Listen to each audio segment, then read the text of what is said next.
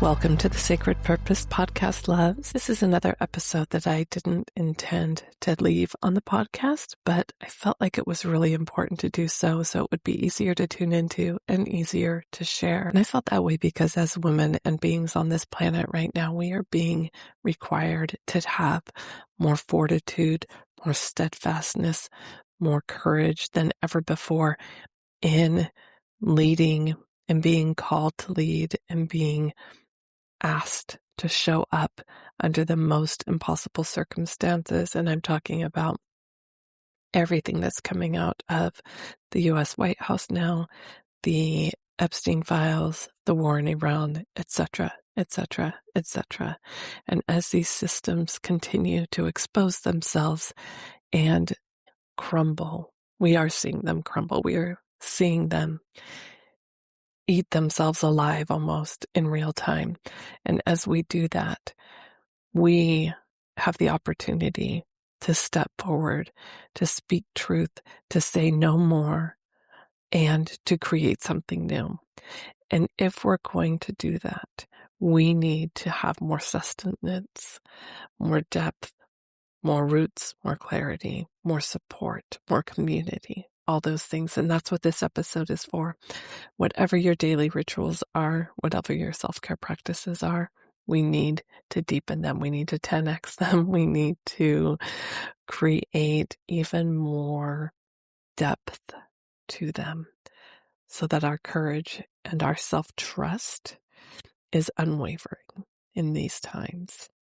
So I hope you really enjoy this episode. This was originally part 2, week 2 of the Feminine Midlife CEO Rage, Rise, and Reign inside my community, the Feminine Leadership Lounge. And I am putting it here for you again, so it's easy to share, easy to tune into, and easy to access. But I would love for you to join me inside the Feminine Leadership Lounge. I will leave links to that in the show notes. And if you're enjoying this series, please go leave a review for me. I would so appreciate it. It helps this episode, this podcast, reach more women and build our community. And I'd be so honored and so grateful to receive your kind words and your thoughts on this episode. Alrighty, loves. I'm your host, Lisa Malia. Let's dive in. Okay, beloveds, I think we are live. Back here for week 2 of the Midlife CEO, Rage, Rise, and Reign. I'm your host, Lisa Malia. Welcome to the Feminine Leadership Lounge. I feel like there's so much to say and so much to catch up on and share. And I want to take it easy with our nervous systems. And that is what this space is all about. So to recap, we're at week 2, and I want you to know that it doesn't matter if you didn't listen to week 1 or if you didn't listen to the first warm up to the series, that you can just start right here where you are. No big deal. You can always go back and revisit that. But it does build. Everything does build and sort of alchemize together. So if you can go back, do that when you can, but stay here in this moment with me if you're already here. And carve out this time for yourself. This time is just as much for me as it is for you. Week 2 is all about that ritual for your highest timeline. How we're setting ourselves up for this moment in time, this moment that we have been charged with, that we have been assigned. We are here in 2026, in this timeline for a reason. And it's also so jarring and disruptive, like feeling in so many ways like, really, I signed up for this. Why now? Why me? It's a lot. There's a lot happening in the world, and yet we are still expected to show up, go to work, take care of the family, do the things. And that is why this is even more important, because we are being pulled out of our bodies constantly. And I think that deepening our rituals is actually essential. Deepening community is actually how we survive. I don't think there's any other way we survive this without ritual and without community.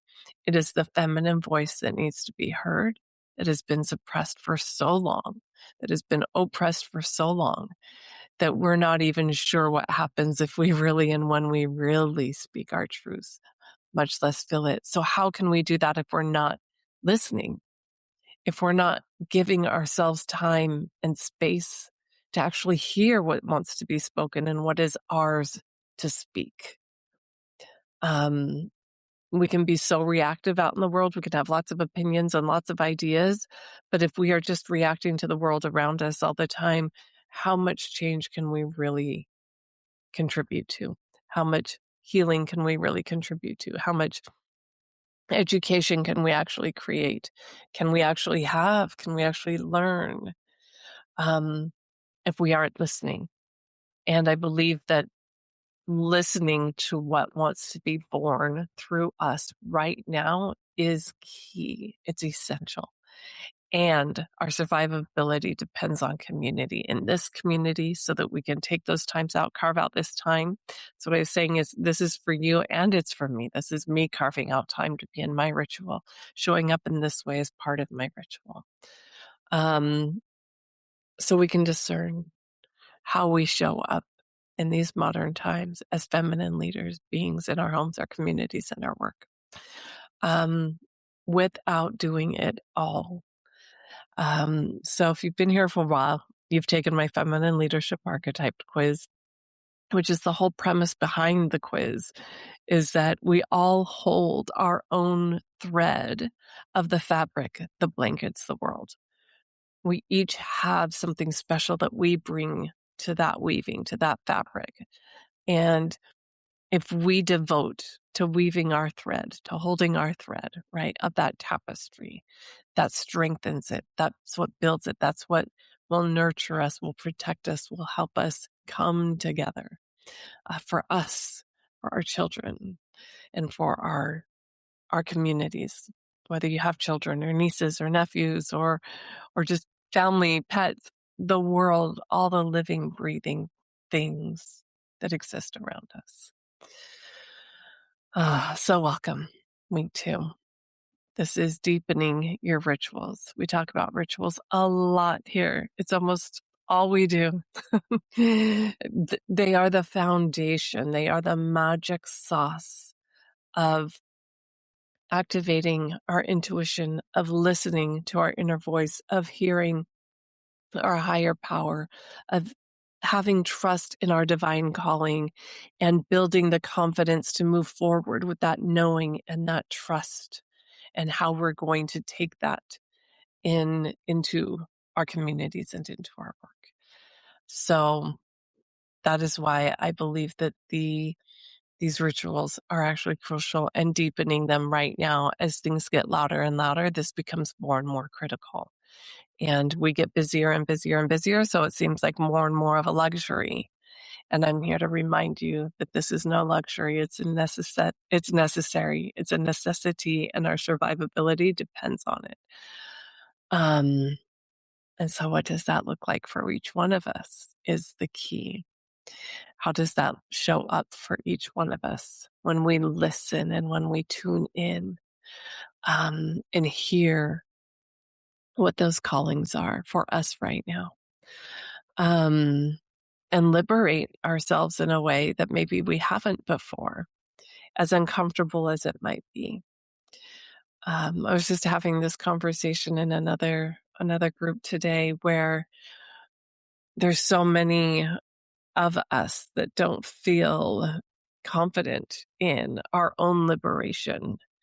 But as women, we are so used to caring for and doing for others that we can justify those things for somebody else in all the self-sacrificing ways we've been conditioned to do those things.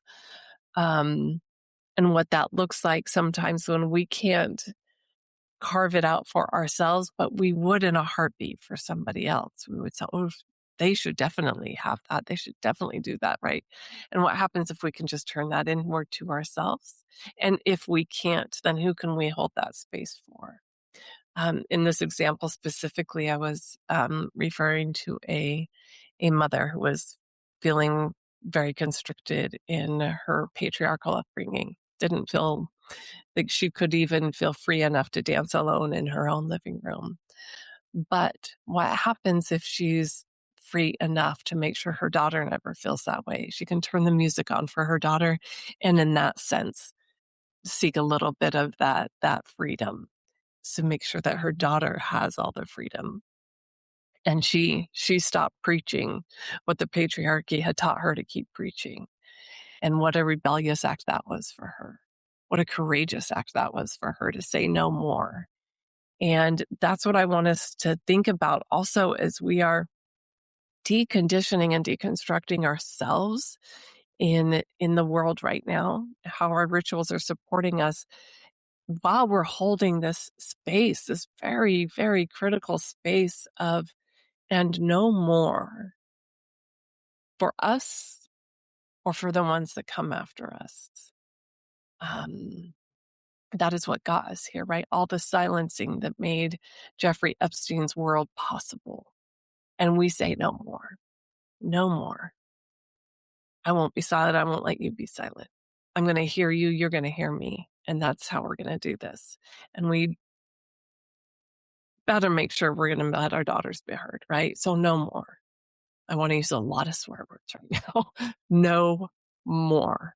And so there's so many things that are breaking apart and coming apart right now. And at the very least, we can say no more of that. What are we standing for right now? What do we stand for in our core, in our being, that is rising up for us at this time?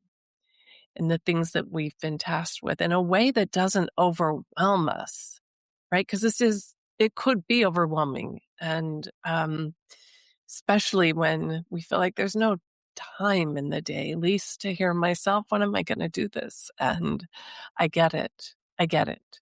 I do. And maybe it isn't a daily thing for you. Maybe it's a weekly thing for you. Maybe it's just listening to this on a walk. Maybe it's finding permission to give yourself some space to just hear yourself, hear your heart, hand on heart, however you have to find that space. But I will tell you, I truly believe that it is critical that we lean into community and we lean into our rituals so that we can hear what we want to say and what needs to be coming through us. And when I say speak, it can manifest in all kinds of ways, right? What wants to be expressed through you? What thread of the blanket are you holding? In what feels like very revolutionary times. These are revolutionary times. I don't think we can deny that anymore, right? And we were here, right? So every woman in this community, I know, I don't even have to say this, I'm speaking to the choir, like, we are not putting our head in, there's no putting your head in the sand. There's no getting around this. We've accepted the assignment, right? We've already said yes to the assignment. And so there's no question that we're going to show up for our divine purpose and our divine callings, whatever those are and however that comes forward for you. We've already said yes to it. Yeah, I feel like that might be a whole nother, that might be a whole nother day, that conversation. Because there's a lot of people doing things that aren't necessarily purposeful. And your energy is critical, how you use your energy in a purposeful way. And we're not going to get it right. We're going to mess up this a lot. This is so new for all of us. I don't think any of us really predicted things playing out the way they are. How could we? And so being forgiving, being gracious, allowing ourselves to figure it out and be messy, make mistakes, but also come from a place of compassion and forgiveness and purpose and intention, which is what we are all about here. So that being said, I thought just to sort of break us into this moment, I'm going to go and read something I wrote at the beginning of the year. And if you were with me last year, you know, I did a podcast episode and a series on this about how each feminine leadership archetype would manifest in the year of the snake, right? So each feminine leadership archetype carries her own energy and her own secret sauce and ways of doing things. And of course, it shows up different in every single moment. This is not meant to put you in a box, but to really light a fire to what is the most potent use of your energy within you. And so this year, as I was thinking about doing that again for each archetype, it didn't feel like that's what wanted to come through this year. It wasn't that. That felt like a very individual thing. And so looking at how each archetype was going to weave her way into the revolution is what came through for me. It wasn't a singular manifestation, although as of course feminine energy already innately is a collective energy, but this just had a slightly different nuance and flavor to it. And so, yeah, see which ones resonate for you. See what's calling, see if there's anything that feels like a match within your heart right now. An energy that you can play with or call in or that might support you, just so that we can see that we're not alone in this. There's other people holding the fabric with us, right? Look at your thread, your singular thread on this blanket that we're weaving together. But then when you look across and you look up and out, you realize, oh yeah, there's lots of threads here and there's lots of women here and we're all weaving something different. And wow, aren't they all glorious when they come together? And I think that this, when I can picture all these women, all these archetypes, all these sacred beings in their purpose, bringing something different forward, it gives me comfort that, oh yeah, I don't have to do it all. So the midwife, I'm going to start with the midwife. The way she shows up in the revolution, deeply attuned to the needs of the mother.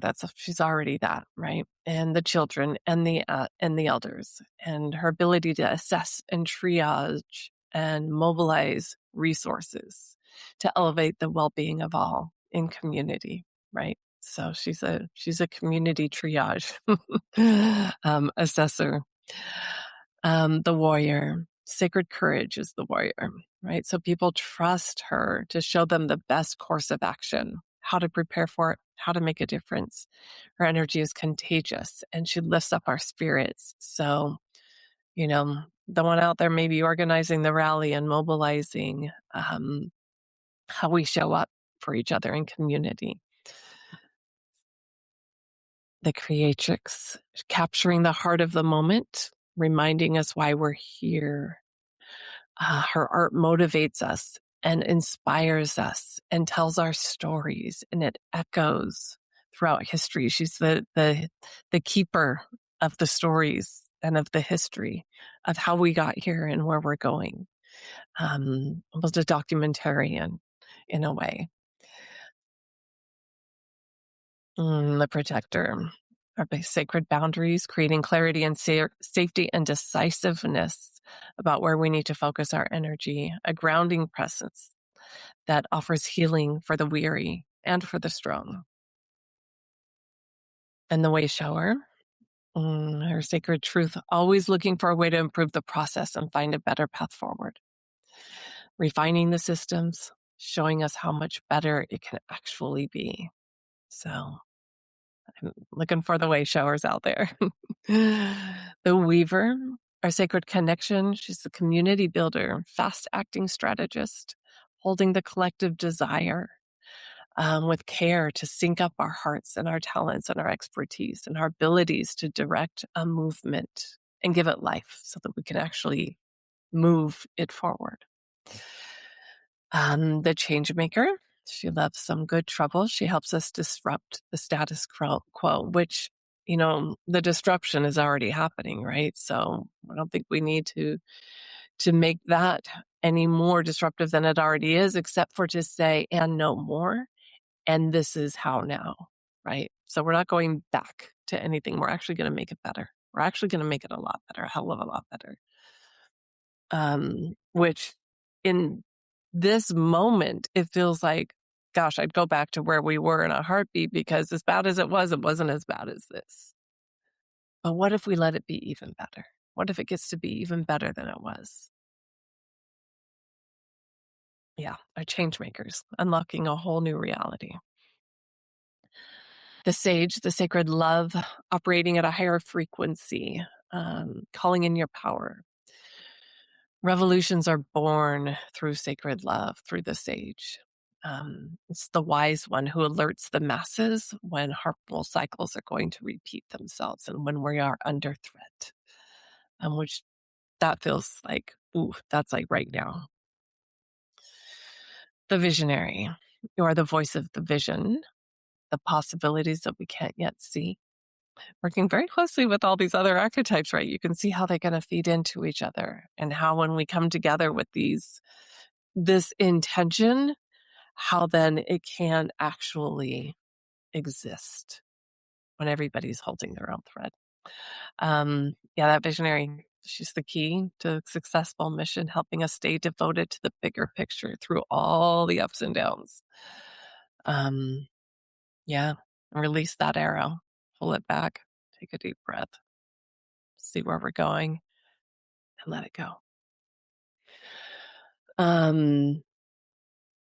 And so what does that look like for us in our daily practices and our rituals and how we're moving forward? And as we sit here, I'm thinking, okay, I need a little bowl of rose petals here. Did my rituals before jumping on here. Last week, I encouraged you to listen to the heart journey and the womb journey in the portal, in the breathwork portal. If you've had a chance to do that, wonderful. If you have not, make time for it. I mean, you may need to listen to it multiple times over the next few weeks, every day. I think there isn't a limit to how much healing and awareness we can create right now for what's moving through us at such a rapid pace right now. And so being very intentional about being informed, staying informed, listening, unplugging, getting into our personal field, and then deciding how we're going to show up. And then beyond that, being involved in some way in our 3D communities, our world in front of us, besides the work, besides online, besides media and news and all those things. What's happening in our own yards, in our own communities, in the places and the people that we care about? And how can we check in there? I'm going to light a little bit of smoke. I feel like I just ready. Whew, a lot of energy. I need a little more support here. Mm.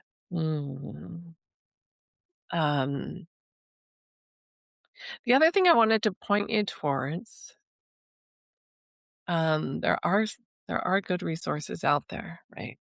As you're seeking to build community or have conversations or unplug a little bit. Oh, this is nice and fiery. Mm.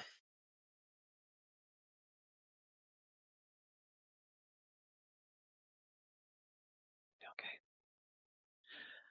I just had a interview get posted today that I did where I was on the other side of the microphone, so that was kind of fun. And it was a woman her name is Lindsay Pioli, and she is a therapist, a mind performance therapist. And her podcast is the Mind Performance Podcast. But we just started having this conversation, and then she was like, okay, this needs to be a podcast episode. And so we decided to do a podcast episode. But I think it's really what's present and potent right now as far as, what's happening in the world and how we're existing in it as women trying to drive movements forward, our businesses and ourselves and holding ourselves and just all the things that come up and all the ways we're learning to trust ourselves, learning to trust our bodies, learning to trust how we're showing up, and learning to even find community, or other women that are having these conversations, other women that are a little bit freaked out by this. I think in many ways, some of us are afraid to talk to each other. So then, we're all kind of thinking the same thing, but besides where it feels safe in the comments somewhere, where can we actually talk to each other?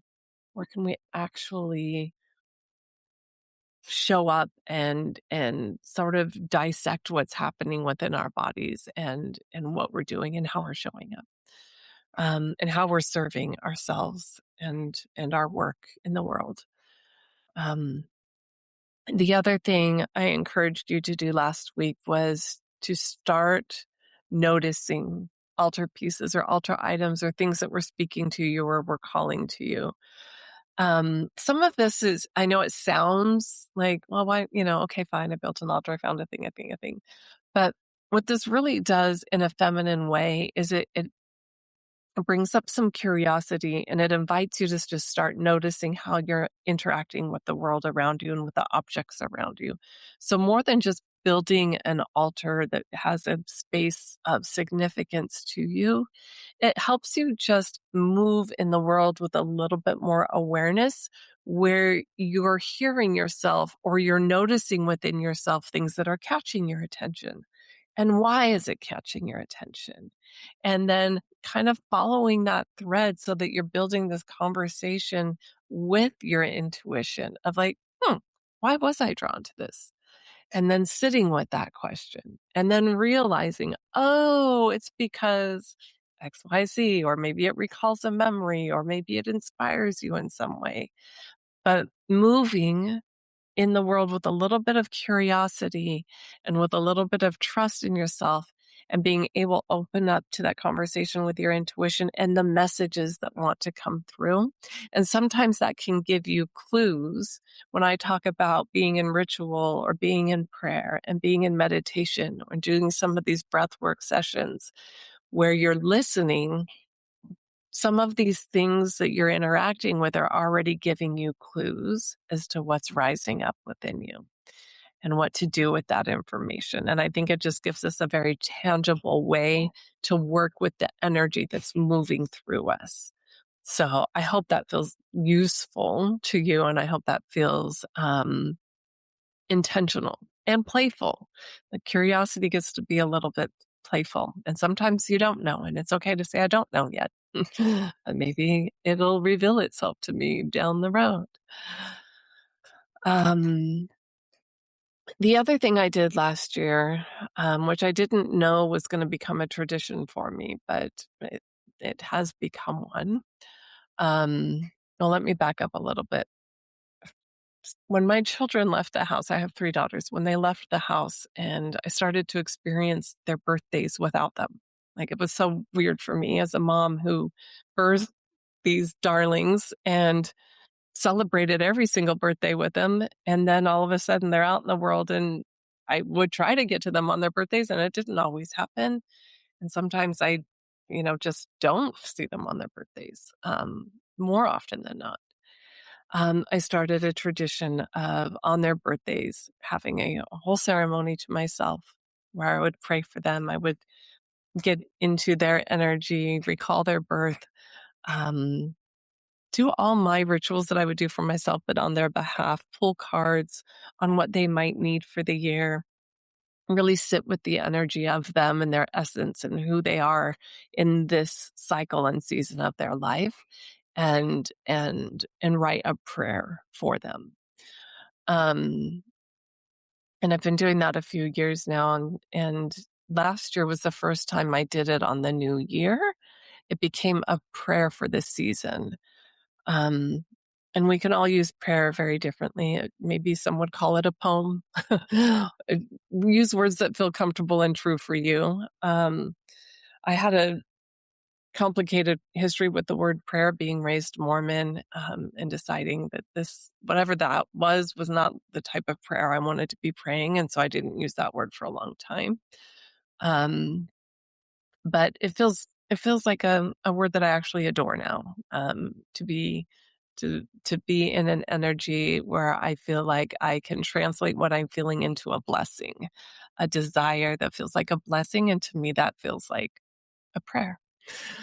And so I wrote this prayer last year, and I felt very called to do a similar practice again for this year, 2026, and for the year of the fire horse versus the year of the snake, and what's moving in the collective, tapping into the collective for what's happening. And so I wanted to go back and read for you today the prayer that I wrote for 2025.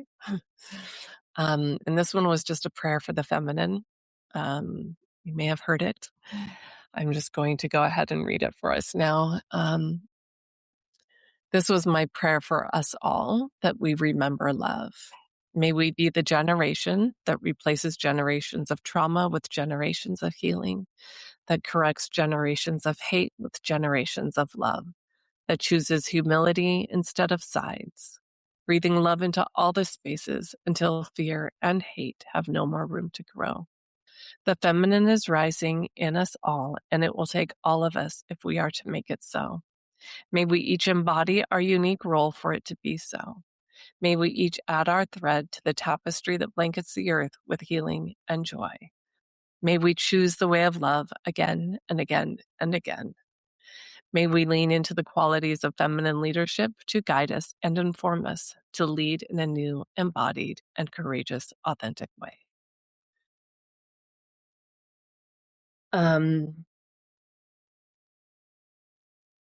When I sat down to do my prayer for 2026, something that felt true for the collective, it didn't come out like that. It's filled with a lot more rage. And so I thought, this prayer isn't done yet, because it can't be just this. But I think that's part of this is a process, because there has been so much buried within the collective feminine for so long, that there is, and that is why I named this series The Rage, Rise, and Reign. We do need to process these injustices that are rising up and bubbling up within us, and be able to name them and see them, so that we can alchemize them into a prayer. And that is part of my work. And I think that is part of the work that we do in our rituals and in our practices, is we tend to our hearts as we first hear ourselves, so we can see ourselves, see what truth is. The truth is what? What is the truth? I find when I sink into what is true, it becomes a lot more possible to accept whatever wants to come through. Whether it's a personal or collective message that's coming through that wants to be born. And so I feel a tremendous amount of responsibility, as I think we all can and should, to our rituals. Like I said, this is all of our lifetime's assignments, and I know we agreed to it because we're all here. And I'm not saying all this to make us feel more uncomfortable. I'm saying this because I have so much hope and so much faith in us to be able to navigate this hellscape that we're in right now. There's something very reassuring about this community, but also all the women that said yes to this. And I know we've got this, because I freaking love women, and I know we're brilliant. And I so madly believe in us. And so whether we are the ones dancing in our living room, or we are the ones turning on the music so our daughters can dance, I know that we are part of this shift that I just spoke about in my prayer for 2025. And so deepening those rituals, right? So building on what we talked about last week, of creating the altar spaces, of how you're interacting in the world, and how you're paying attention to the clues and the signals that are all around you. And and letting your intuition guide you into what those rituals might be for you. What those practices that feel really good for you are. Letting your feminine out to breathe and exist and be fed and be nourished in every way that you can. And if that means instead of meditating for 10 minutes, you get 20 minutes. If that means instead of a shower, you take a bath. Instead of, I will say, and I mentioned this before, but I don't think I've described it in this way. For me, a devotion to prayer feels like a vow that I have made for myself, but to deepen that devotion to prayer feels like my calling right now. I think it's a part of everything that we do, but the way that it's showing up for me is that it's now a non-negotiable part of my day. And then creating more purposeful containers. Like I said, when I feel like I need more time, Sundays are usually that more time for me where I can really dive in for hours at a time and really birth whatever message is coming through. Or at least let it alchemize and bubble and create movement for it, whether something actually comes all the way out. Like I said, this last prayer it's only like maybe a quarter of the way written. It's really taking its time wanting to come through. And, sometimes when we call upon our highest selves and our higher guidance, oh, my doggy wants to say hello. And prayer, especially from a religious sense, from the way I grew up, it was, hands and eyes up to the heavens, right? And I do believe there's a lot of guidance to be had there, our angels, our ancestors, our guides. But my prayers right now are earth-based. I have my palms down and my forehead down on the earth, sometimes sobbing, to hear what Mama wants to say right now, to hear what the feminine is saying right now, to feel the pulse of the ground beneath me right now. And in many ways, that's soothing for my nervous system to connect that deeply with the earth, but also to remember. Yeah, it's the as above, so below. And for me, that's what feels really true right now. And so I'm saying this to reflect to you as you think about what your rituals are and what is bubbling up within you and what gives you the most sense of support, of depth, of truth as we enhance and devote more deeply to our rituals so that we can really hear ourselves. As things get louder, we have to get more and more intentional about being able to hear ourselves. So what part of your ritual allows you to really hear? And I know for some of you that will involve movement. It might be dancing. It might be writing. It might be painting. It might be talking, right? Sometimes we just need to verbalize these things and it can be a whole verbal salad until it starts to make sense. So what is the thing that helps you process and ground and find clarity? And how can you double down on it? How can you double down on it? That's my invitation for you. Is to double down on what gives you support and clarity, what gives you grounding. How do you hear yourself? How do you hear your intuition? How can you hear your ancestors? How can you hear your guides? And then allow yourself permission to fully devote to that.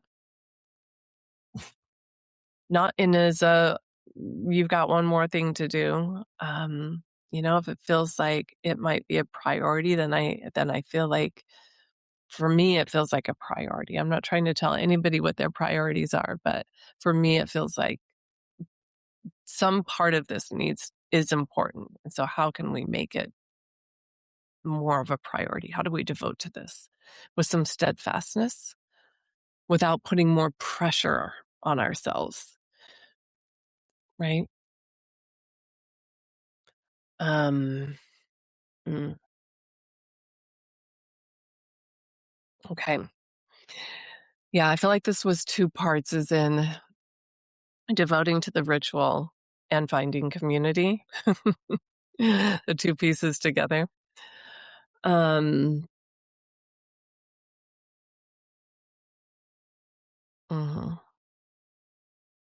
Okay, I was just looking down at some notes I wrote for myself earlier. Um,